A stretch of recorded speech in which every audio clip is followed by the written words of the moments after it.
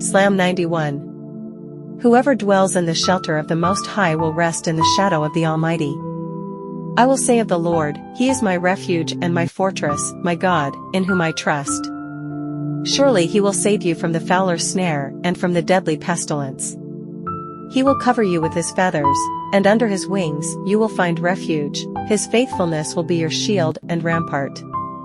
You will not fear the terror of night, nor the arrow that flies by day, nor the pestilence that stalks in the darkness, nor the plague that destroys at midday. 1,000 may fall at your side, 10,000 at your right hand, but it will not come near you. You will only observe with your eyes and see the punishment of the wicked. If you say, "The Lord is my refuge," and you make the Most High your dwelling, no harm will overtake you, no disaster will come near your tent. For He will command His angels concerning you to guard you in all your ways. They will lift you up in their hands, so that you will not strike your foot against a stone. You will tread on the lion and the cobra, you will trample the great lion and the serpent. Because He loves me, says the Lord, I will rescue him, I will protect him, for he acknowledges my name.